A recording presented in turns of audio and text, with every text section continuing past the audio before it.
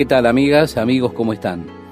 El Salmo 71 es el salmo escrito por un anciano.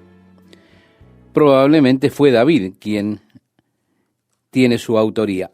Había entrado ya en años y su pelo rubio comenzaba a volverse gris. La vida de David era una vida dura. Él tuvo muchos amigos devotos, pero también tuvo muchos enemigos declarados. David siempre estaba orando en cuanto a esos enemigos que buscaban hacerle daño, que buscaban destruirlo. Aún en los años de anciano, el Señor dijo a David, la espada no se apartará de tu casa. Así que en los años ancianos de David, él tenía este problema de la espada, el problema de los enemigos. Vemos que el Salmo debe nuevamente el llamar al Señor pidiendo ayuda y protección, aunque está ahora en la etapa anciana, aún allí él tiene que clamar por ayuda y protección. Comienza entonces este salmo así. En ti, oh Jehová, me he refugiado, no sea yo avergonzado jamás. Socórreme y líbrame en tu justicia. Inclina tu oído y sálvame. Sé para mí una roca de refugio, a donde recurra yo continuamente. Tú has dado mandamiento para salvarme, porque tú eres mi roca y mi fortaleza. ¿Vemos? La oración de David habla de una fuerte habitación en la cual él se refugiaba de continuo. Leemos también en otro pasaje de las Escrituras, en el libro de Proverbios, capítulo 18, versículo 10, torre fuerte es el nombre de Jehová, a él correrá el justo y será levantado. ¿Cuántas veces hemos corrido para protegernos en el nombre del Señor? ¿Cuántas veces, cuando enfrentamos peligros especialmente, casi como automáticamente, el nombre de Jesús aparece en nuestros labios? Estamos enfrentando un problema real y como que inconscientemente decimos, oh Jesús. La torre fuerte, corro a ella para hallar un lugar seguro, un lugar de refugio. Recuerda, estimado oyente, ese salmo tan conocido, tan querido por todos los creyentes, el Salmo 91, el que habita al abrigo del Altísimo morará bajo la sombra del Omnipotente. Así que David declara que el Señor es su habitación. Me albergo allí continuamente, constantemente encontrando ese lugar de ayuda, de fortaleza, de confort, de refugio en el Señor. Habito allí continuamente, podríamos decirlo de esta manera. En el versículo 4 leemos, Dios mío, líbrame de la mano del impío, de la mano del perverso y violento, porque tú, oh Señor Jehová, eres mi esperanza, seguridad mía desde mi juventud. Dios no es solamente un lugar de esperanza, sino que es un lugar de confianza. He aprendido a confiar en el Señor, pero también estoy anhelando su liberación. En el versículo 6 nos dice, en ti he sido sustentado desde el vientre. De las entrañas de mi madre, tú fuiste el que me sacó. De ti será siempre mi alabanza. Como prodigio he sido a muchos, y tú, mi refugio fuerte. Sea llena mi boca de tu alabanza, de tu gloria todo el día.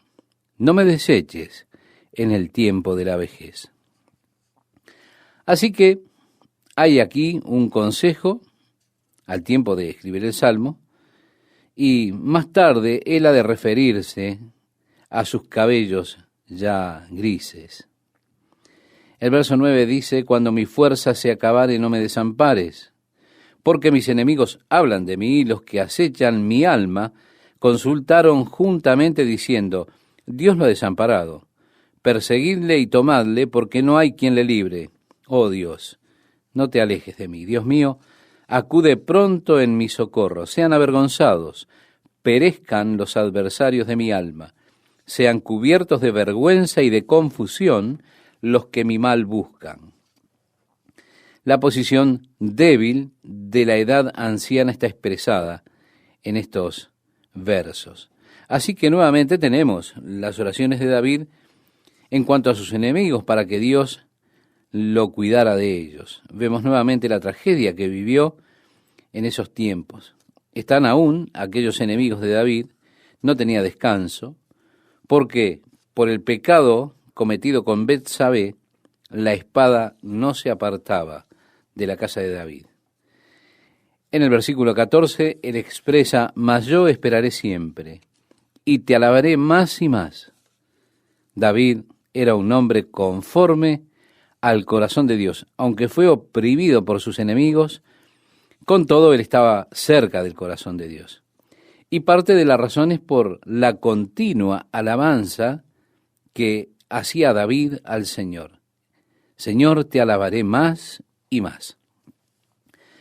En el verso 15 dice: mi boca publicará tu justicia y tus hechos de salvación todo el día, aunque no sé su número. Vendré a los hechos poderosos de Jehová el Señor, haré memoria de tu justicia, de la tuya sola, oh Dios. Me enseñaste desde mi juventud, y hasta ahora he manifestado tus maravillas.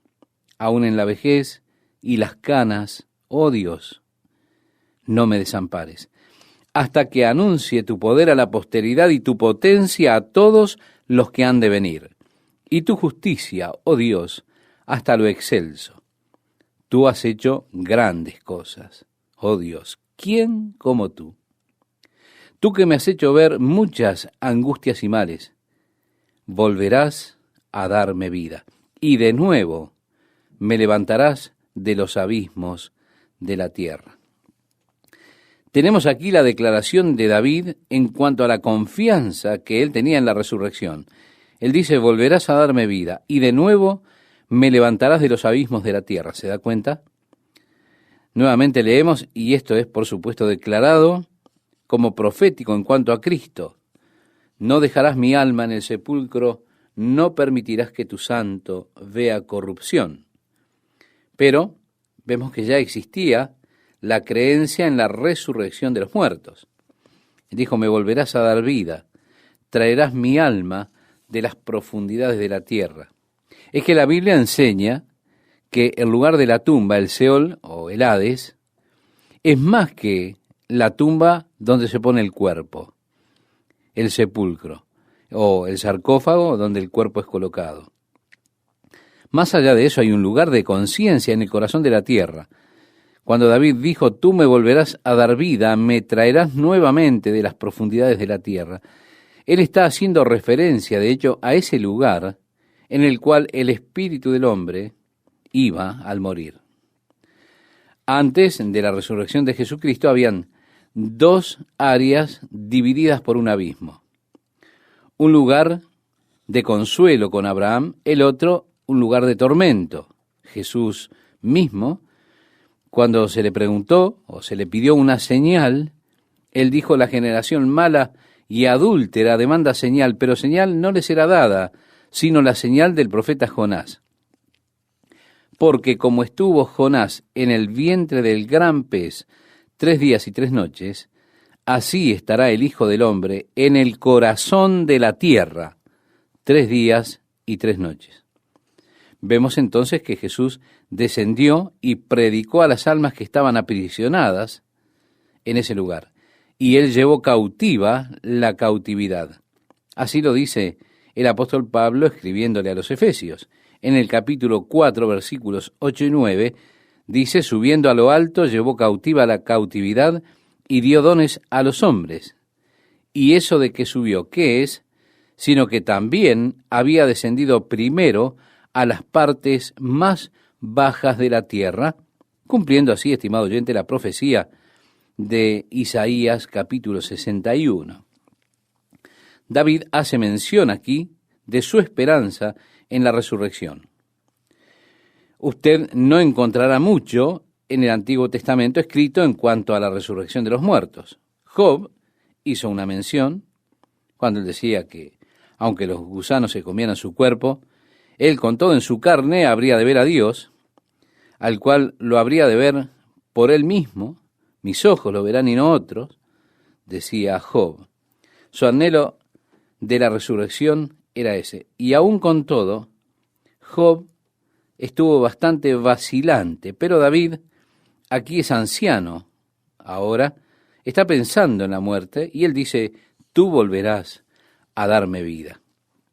Aumentarás mi grandeza y volverás a consolarme. Asimismo, yo te alabaré con instrumento de salterio, oh Dios mío. Tu verdad cantaré a ti en el arpa, oh Santo de Israel. Mis labios se alegrarán cuando cante a ti, y mi alma, la cual redimiste. Mi lengua hablará también de tu justicia todo el día, por cuanto han sido avergonzados, porque han sido confundidos los que mi mal procuraban. Tenemos a David hablando de alabar al Señor con salterio, es decir, alabarle con música, alabarle con la canción acompañada por un arpa, cantando a Dios, regocijándose grandemente y hablando de la justicia de Dios todo el día. Entramos ahora en el Salmo 72. Este salmo se titula Un salmo para Salomón. Como leemos esto, encontramos que va más allá de Salomón. De hecho, es una profecía acerca de ese hijo que le había sido prometido a David, el cual es Jesucristo, aquel que se sentaría en el trono de David y gobernaría y establecería en orden, en justicia y en juicio su reino, desde ahora y para siempre.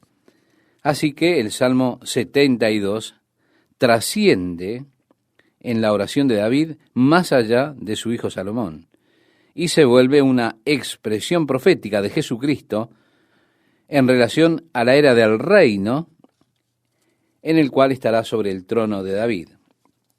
Así tenemos esta doble interpretación, esta profecía de doble referencia en este Salmo 72.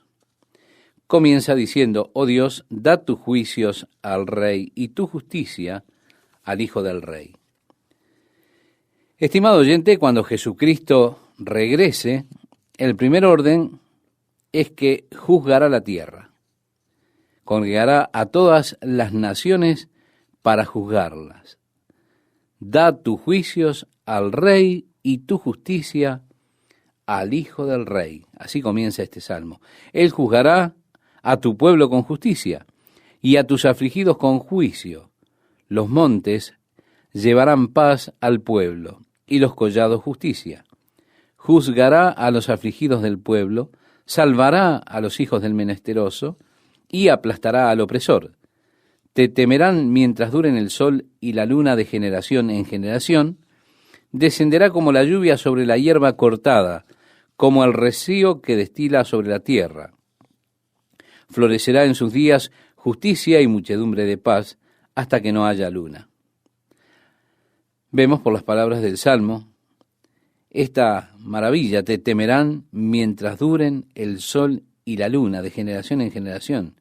Así que esto va más allá de Salomón y se dirige al rey justo que Dios ha prometido que ha de sentarse en el futuro en el trono de David y será establecido para siempre, así como permanece el sol y la luna.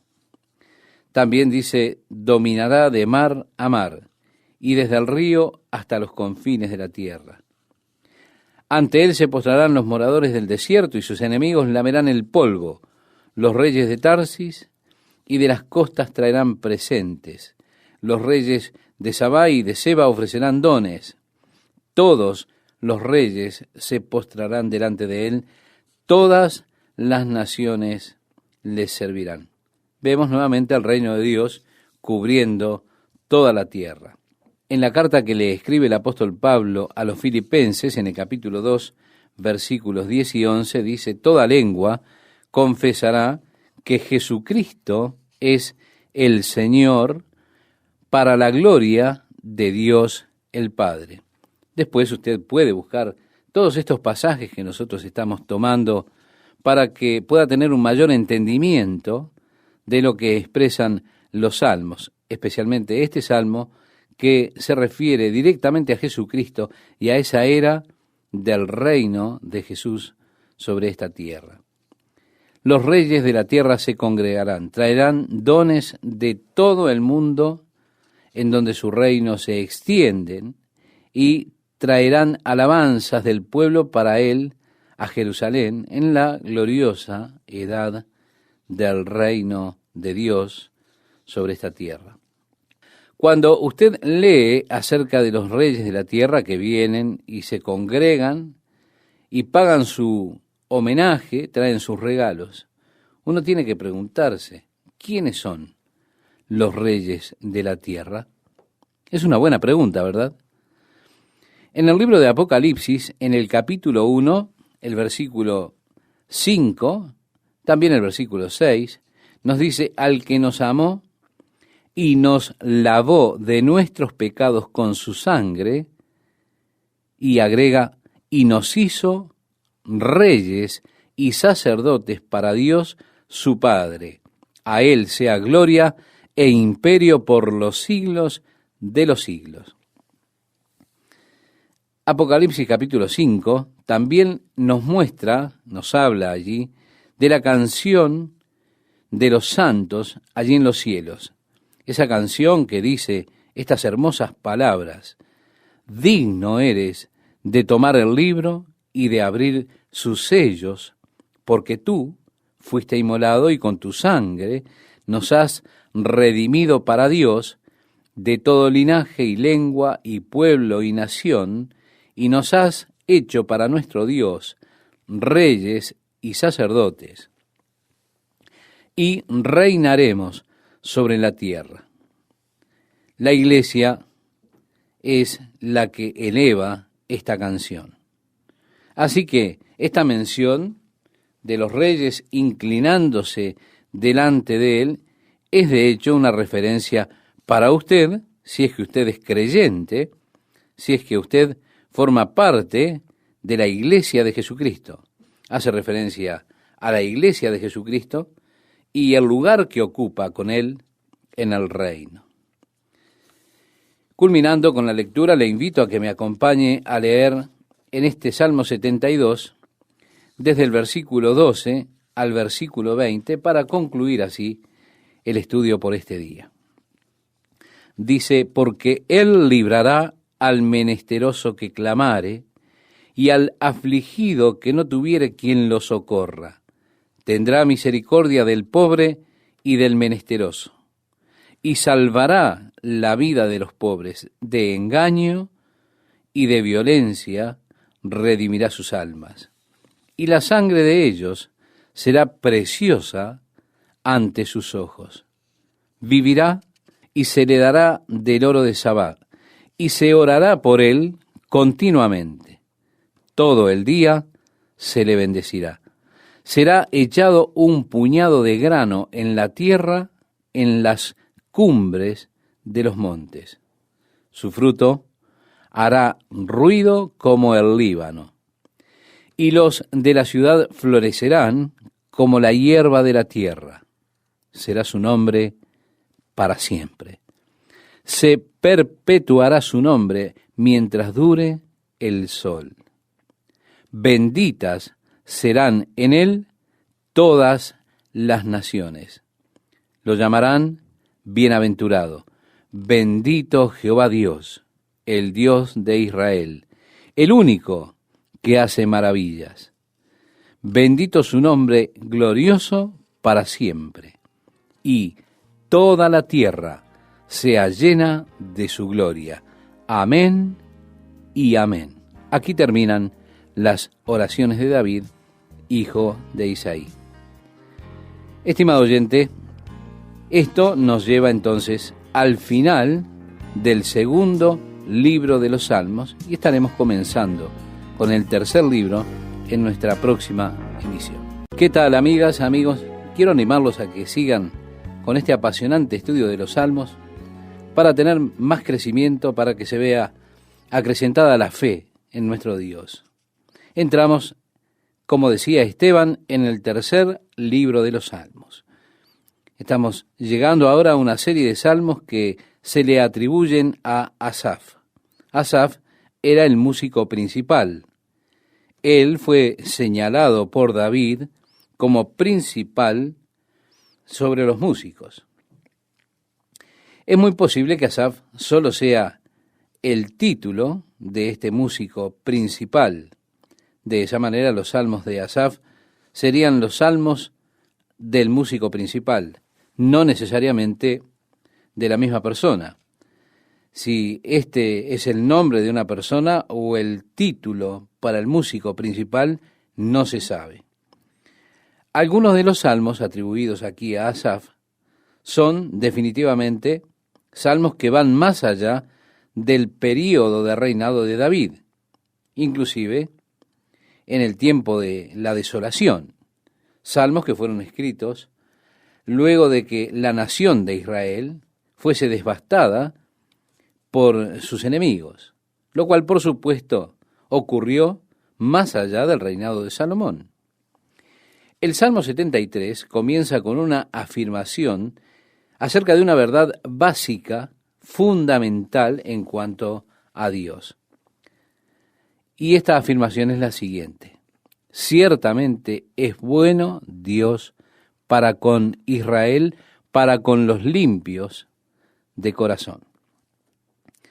Estimado oyente, es importante para nosotros tener verdades básicas, fundamentales, que estén reforzadas allí como un fundamento firme para nosotros, porque todos nosotros tenemos que enfrentar experiencias de vida que muchas veces no comprendemos. Experiencias que son duras, muy duras, experiencias dolorosas, experiencias en las que hemos de desafiar la bondad de Dios y el amor de Dios. Quizá preguntando si Dios es bueno, entonces, ¿por qué permite que me suceda esta tragedia? Si es verdad que Dios me ama, entonces, ¿por qué Él permitió que yo sufriera este infarto, por ejemplo? Es que, en mi caso, yo no comprendo todas las cosas que llegan a mi vida, que me suceden. Donde sea que yo enfrente una situación que no puedo comprender, lo que yo hago es regresar a aquello que sí puedo comprender, aquello que es una verdad fundamental en mi vida, porque hay ciertas verdades fundamentales a las cuales yo regreso cuando me enfrento a alguna circunstancia especial, dolorosa, que no puedo comprender en mi vida. Lo que yo sí comprendo es que Dios es bueno, que Dios me ama y que todas las cosas obran para bien para aquellos que aman a Dios. ¿Se da cuenta? De esta forma, por la fe, yo puedo asumir esas circunstancias que son adversas, que llegan a mi vida, que son dolorosas, aún a pesar de que yo no las comprenda. A pesar de eso, las acepto. ¿Por qué? Porque yo sé que es Dios quien ha traído estas circunstancias. Porque es Dios el que está en control de mi vida. Porque yo he comprometido mi vida con Dios.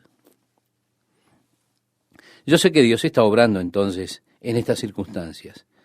Por amargas que parezcan, por adversas que parezcan ellas, aún así Dios está obrando su buen plan, su plan perfecto para mi vida. Y yo solo vivo con esa verdad fundamental. Solo lo acepto. Y digo, oh Señor, te lo dejo esto a ti. Que tú manifestarás en esto tu buen propósito, tu buen plan para mi vida. Ahora, si yo no tengo estas verdades básicas fundamentales en mi interior, cuando vengan esas circunstancias, esos problemas, esas experiencias de vida dolorosas, cuando esté en esa clase de circunstancias, estaré totalmente destruido. Usted verá a las personas que parece que van bien en su caminar con el Señor, pero llega el momento de la adversidad. Se presenta una experiencia o una situación límite. Y parece que ellos no pueden manejar esa situación, no pueden con la adversidad. ¿Cuál es la razón? La razón simplemente es que ellos no tienen un fundamento sólido de verdades escriturales.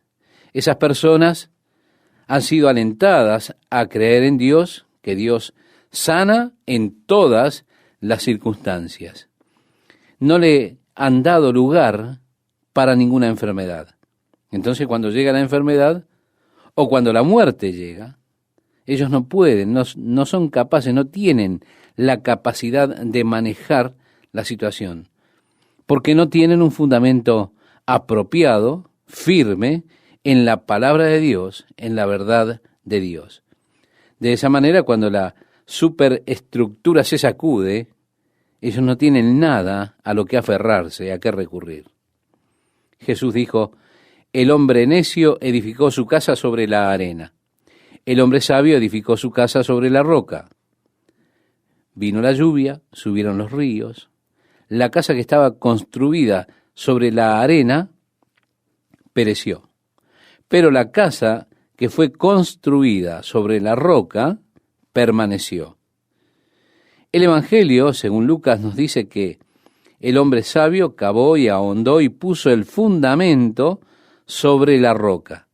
Es importante que tengamos un buen fundamento para nuestra relación con Dios y que ese buen fundamento siempre debe estar basado sobre conceptos apropiados de Dios que son traídos para nosotros por medio de la palabra de Dios. Así que, al decir de este salmo, Dios es bueno. Y créame, estimado oyente, yo sé esto, yo sé que Dios es bueno. Y debo recordarlo porque esa verdad será puesta a prueba en las experiencias de mi vida, esas experiencias dolorosas, esos momentos difíciles, esas situaciones límites. Ahora, en el interior, yo sé que Dios es bueno. Vemos entonces que el salmista comienza con este fundamento que es básico.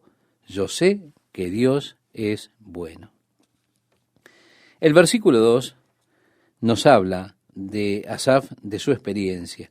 Y dice, en cuanto a mí, casi se deslizaron mis pies, por poco resbalaron mis pasos. Es decir, yo estuve casi destruido, estaba resbalando, me estaba hundiendo. ¿Por qué? Lo dice en el versículo 3. Porque tuve envidia de los arrogantes, viendo la prosperidad de los impíos.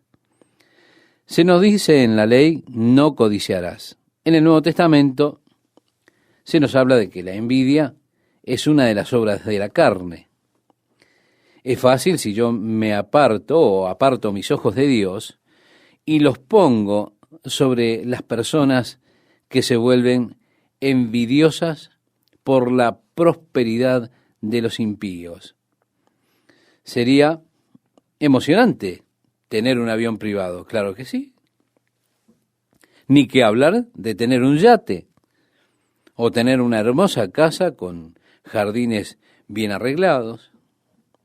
Cuando nosotros pasamos dificultades para pagar el alquiler, pensamos, no es justo que esas personas puedan gastar $2 millones comprando un cuadro y yo no puedo pagar una Big Mac. Y comenzamos a ponernos envidiosos de la prosperidad de los impíos. Y decimos, aquí estoy yo, Señor, te amo, asisto a la iglesia fielmente, oro, doy mis diezmos, soy obediente, pero tengo estas dificultades. Parece que siempre tengo problemas financieros, mis hijos están enfermos, y veo estas personas que ni siquiera piensan en ti. Es más, ellos blasfeman tu nombre, son impíos, son personas malas. Aún así, veo que son bendecidos, que prosperan. Eso era lo que Asaf decía, tuve envidia de los arrogantes, viendo la prosperidad de los impíos. Luego él comienza a expresar las cosas que estaba observando.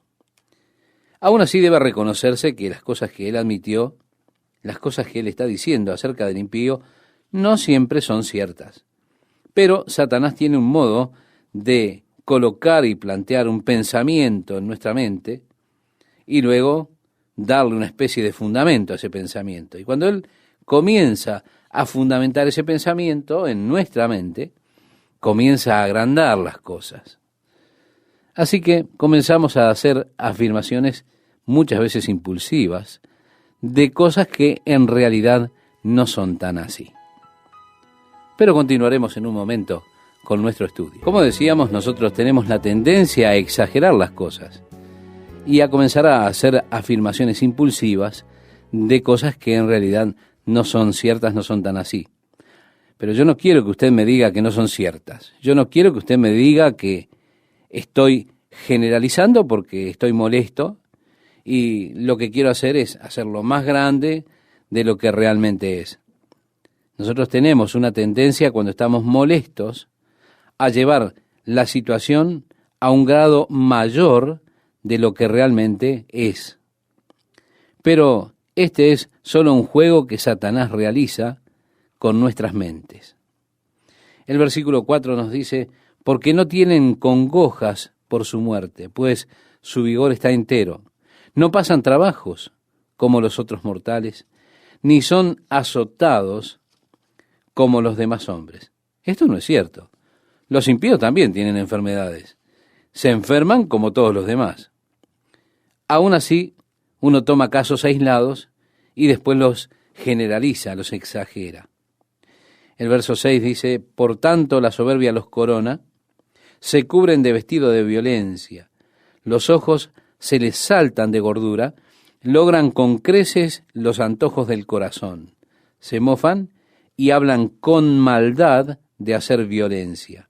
Hablan con altanería, ponen su boca contra el cielo y su lengua pasea la tierra. Por eso Dios hará volver a su pueblo aquí, y aguas en abundancia serán extraídas para ellos. Sí, ellos tienen todo lo que pueden desear. Aún así, las personas siempre les están dando a ellos regalos, satisfaciéndolos. Estas personas, como dice el versículo 11, dicen, ¿cómo sabe Dios? ¿Y hay conocimiento en el Altísimo? En otras palabras, lo que están haciendo ellos es negando la existencia de Dios.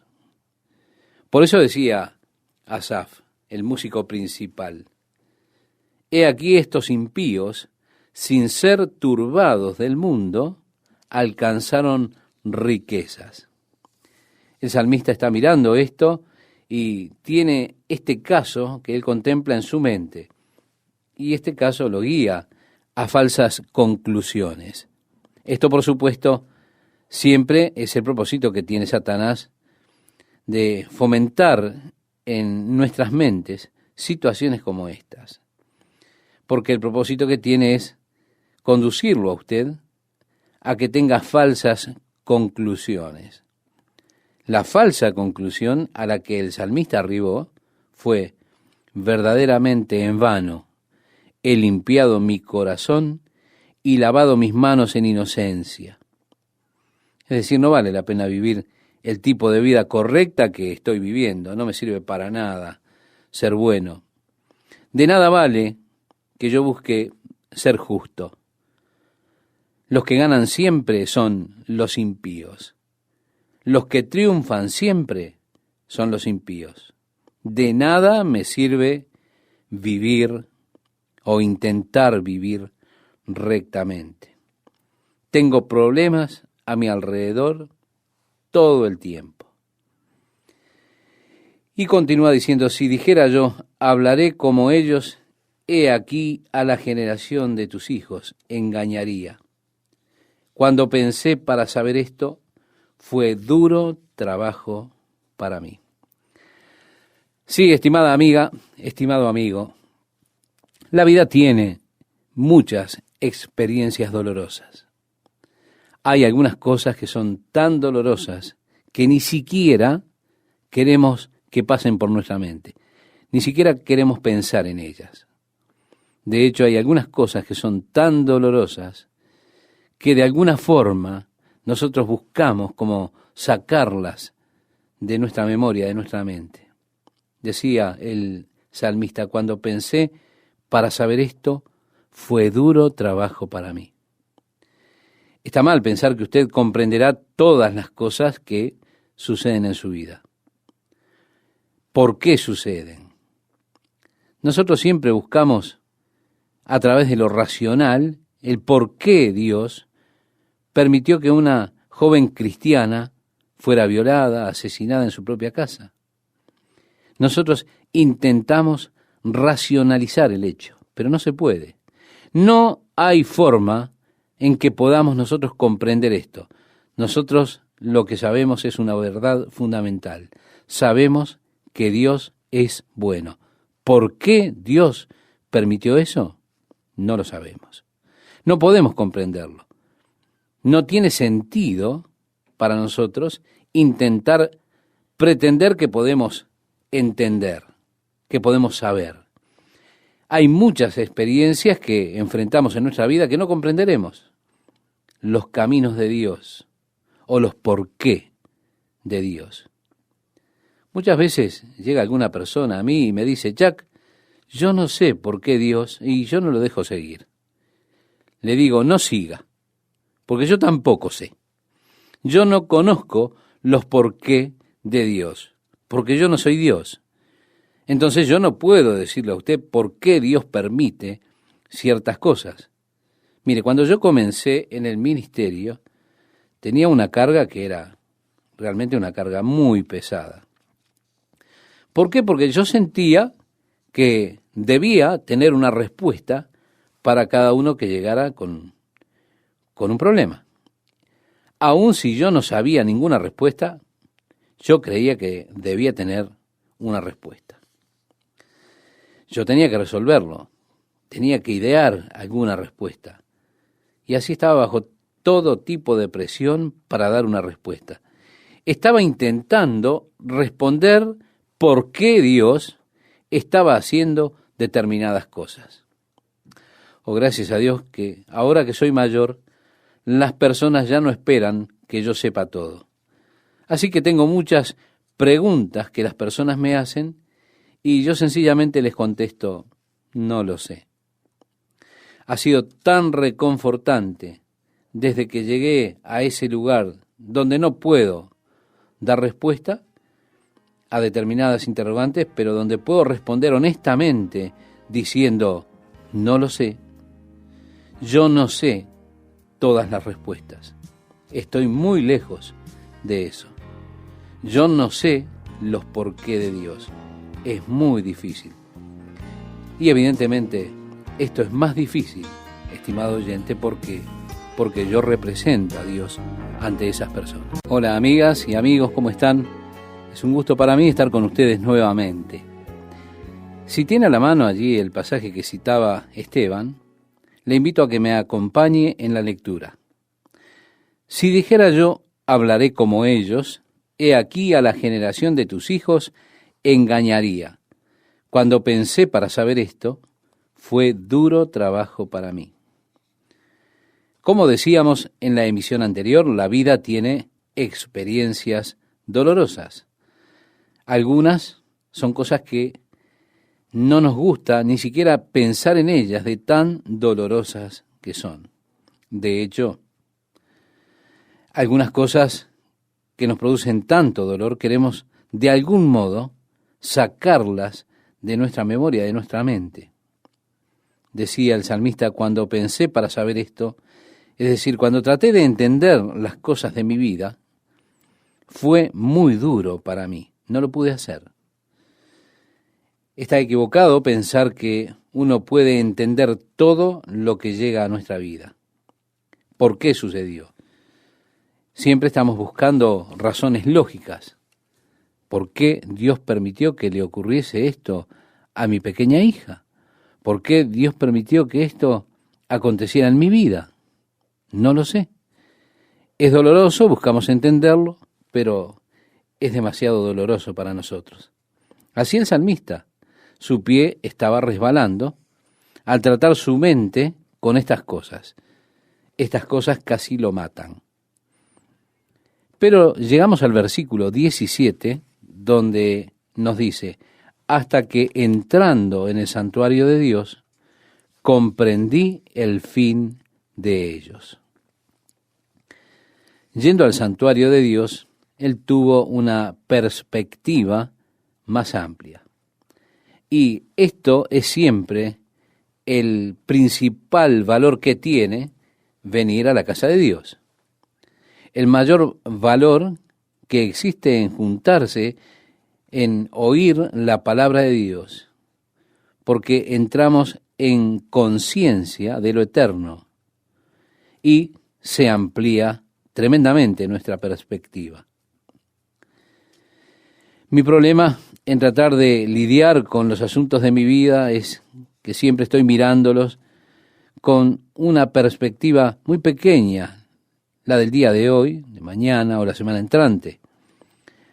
La incomodidad presente que yo siento, el presente dolor que estoy experimentando, la dificultad de lo que estoy atravesando al día de hoy. Siempre estoy interesado en la solución inmediata de esta presente situación, del dolor o de la pena que estoy atravesando.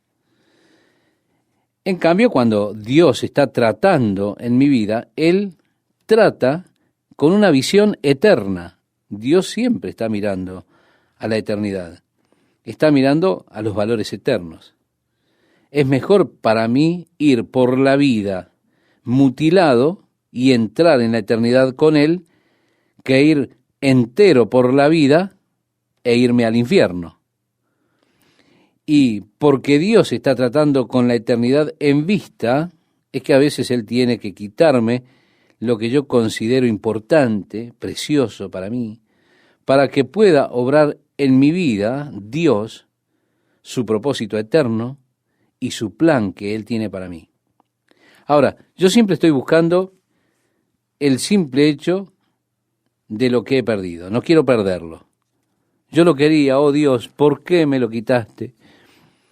Dios pudo ver lo que estaba haciendo al quitarme el valor de lo que yo tenía y vio que me estaba quitando lo importante de mi caminar y mi comunión con Él. Por tanto, Él toma esas cosas, me las quita, porque Él está interesado en mi bienestar eterno, ¿se da cuenta? Ahora, cuando vengo al santuario de Dios y entro en la conciencia de lo eterno, veo las cosas con una perspectiva más clara, porque las estoy mirando ahora en la eternidad. Al decir del apóstol Pablo, no mirando nosotros las cosas que se ven, sino las que no se ven, porque las cosas que se ven son temporales, pero las que no se ven son eternas. Los presentes sufrimientos, estimado oyente, no son dignos de compararse con la gloria que se revelará en nosotros. Así nos invita el libro de Hebreos a poner los ojos en Jesús, el autor y consumador de la fe, el cual por el gozo puesto delante de él, sufrió la cruz, menospreciando el oprobio. En ocasiones me es dada una cruz que desprecio, no quiero cargarla. Y digo, Padre, si es posible que esta copa pase de mí. No quiero atravesar esa experiencia, no quiero sufrir esa pérdida. Con todo, Dios la pone sobre mí porque Él está buscando la gloria que luego será revelada, porque Él mira al beneficio eterno, el bienestar que Él tiene en mente para mí en su reino eterno. El salmista estaba casi estropeado, hasta que él fue al santuario de Dios y tuvo allí una visión mucho más amplia. Continuamos en el versículo 18, donde nos dice, ciertamente los has puesto en deslizaderos, en asolamientos los harás caer, cómo han sido asolados de repente. Perecieron, se consumieron de terrores. Esta, estimado oyente, esta porción que hemos leído al final, es la que usó Jonathan Edwards en su sermón titulado Pecadores en manos de un Dios airado. Quizá uno de los sermones más poderosos que alguna vez hayan sido predicados en el continente americano por el anciano Jonathan Edwards, un puritano.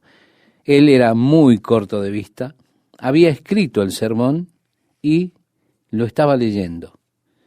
Pero ese sermón era tan poderoso, antes de que terminara, los pecadores andaban gateando por los pasillos, clamando en agonía, suplicando a Dios por misericordia.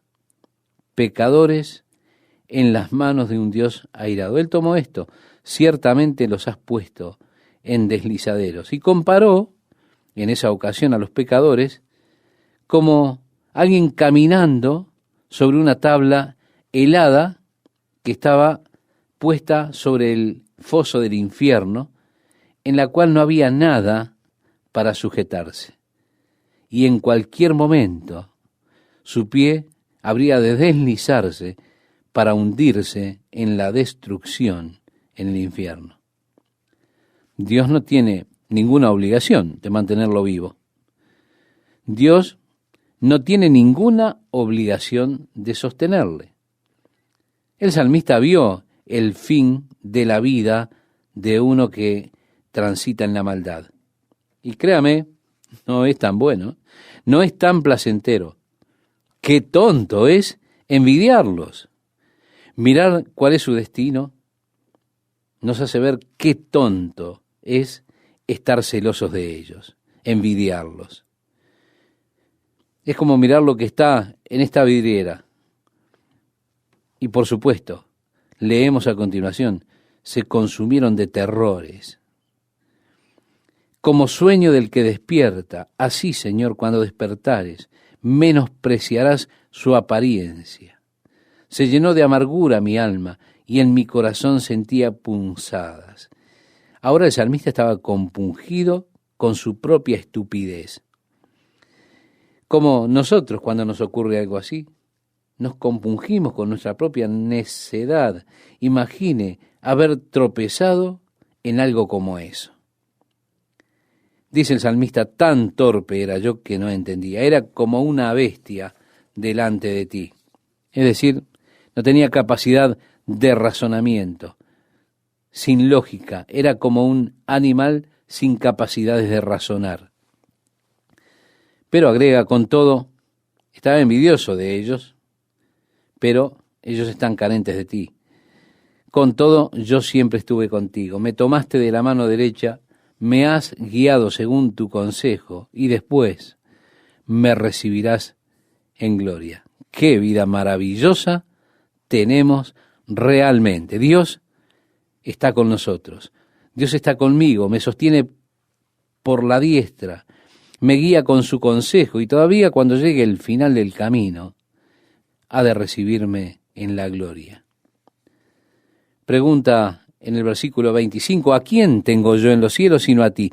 Y fuera de ti, nada deseo en la tierra. Mi carne y mi corazón desfallecen, mas la roca de mi corazón y mi porción es Dios para siempre. Porque he aquí, los que se alejan de ti perecerán. Tú destruirás a todo aquel que de ti se aparta. Pero en cuanto a mí, el acercarme a Dios es el bien. He puesto en Jehová el Señor mi esperanza para contar todas tus obras. Sí, el salmista casi se deslizó, pero descubrió que el malvado era el que estaba realmente en un lugar resbaladizo, no él. Entramos ahora al Salmo 74. El Salmo 74, estimado oyente, es uno de esos salmos en los cuales el salmista habla de la desolación que ha venido, la aparente quietud de Dios.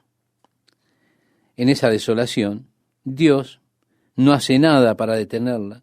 Dios ha permitido esa desolación y entonces la mano de Dios parece que no se ha visto aún en cuanto a la liberación del pueblo.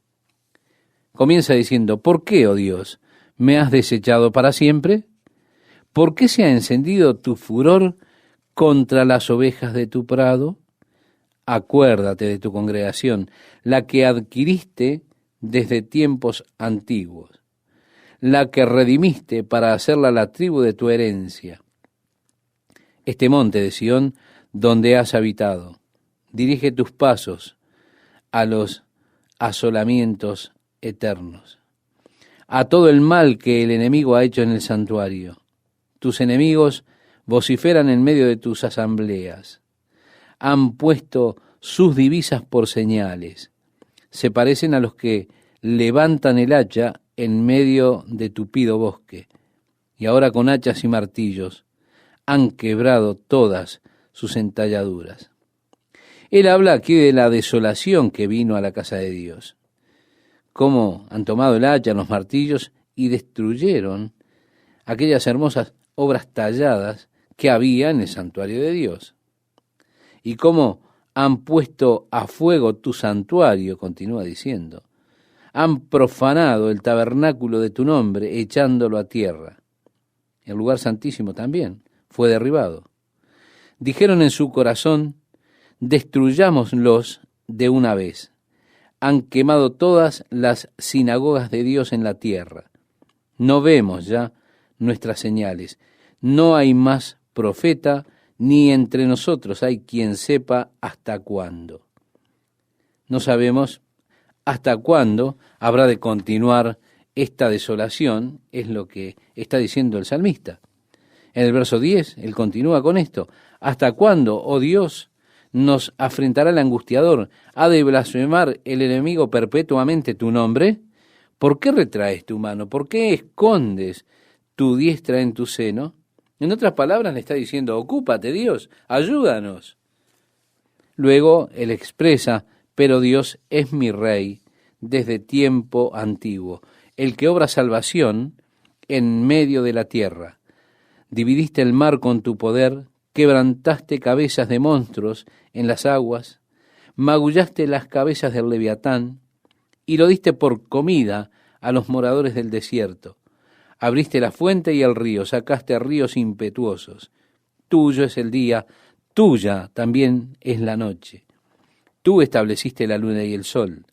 Tú fijaste todos los términos de la tierra.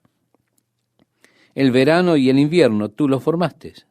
Acuérdate de esto, que el enemigo ha afrentado a Jehová, y pueblo insensato ha blasfemado tu nombre. No entregues a las fieras el alma de tu tórtola, y no olvides para siempre la congregación de tus afligidos.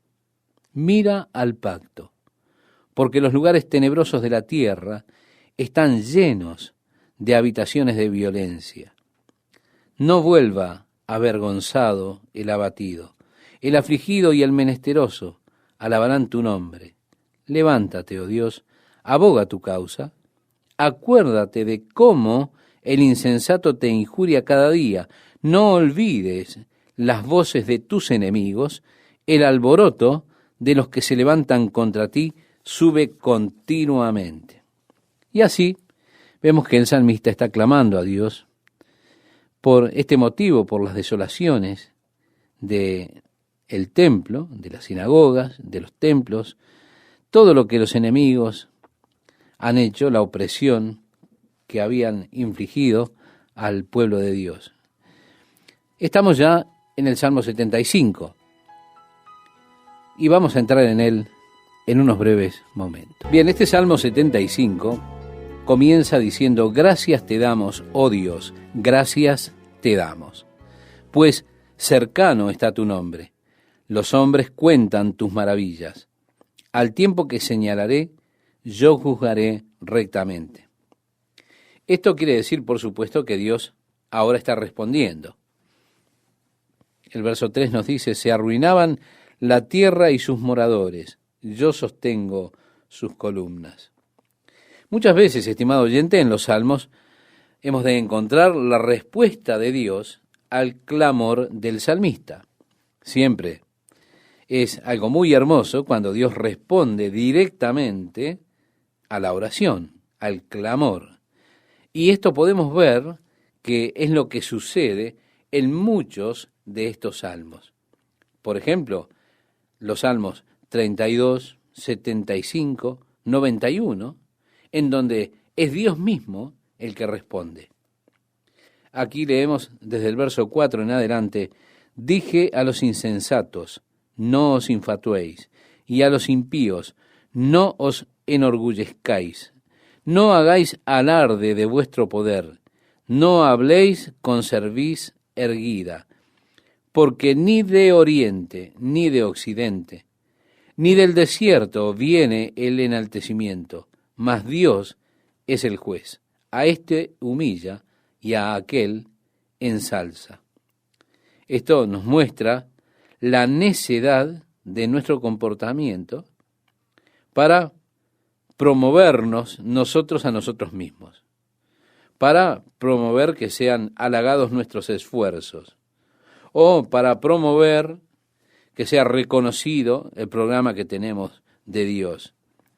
Así vemos muchas iglesias que tienen esta clase de programas promocionales.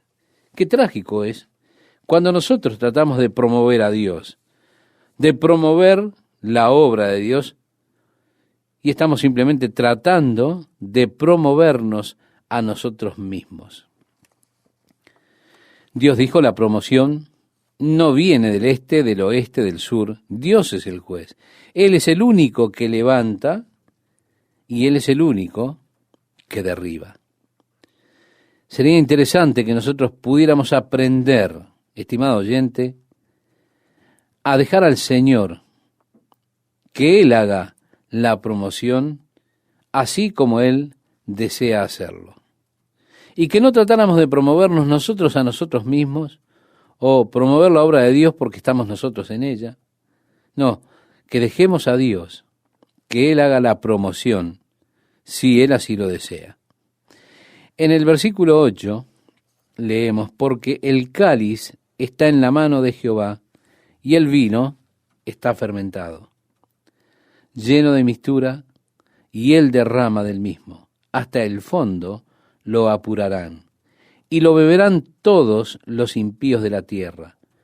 Pero yo siempre anunciaré y cantaré alabanzas al Dios de Jacob. Quebrantaré todo el poderío de los pecadores, pero el poder del justo será exaltado. Aquí vemos la copa de la ira de Dios. El vino es tinto, está fermentado. En el libro de Apocalipsis leemos también de la copa de vino de la ira de Dios, allí en el capítulo 14, en el cual leemos: y el tercer ángel lo siguió diciendo a gran voz: si alguno adora a la bestia y a su imagen, y recibe la marca en su frente o en su mano, él también beberá del vino de la ira de Dios, que ha sido vaciado puro en el cáliz de su ira, y será atormentado con fuego y azufre delante de los santos ángeles y del Cordero. Ese vino de la ira de Dios, que será derramado sobre la tierra en ese periodo de juicio que se aproxima, conocido como la Gran Tribulación. Así se refiere aquí en el Salmo, y así hace mención de él en Apocalipsis.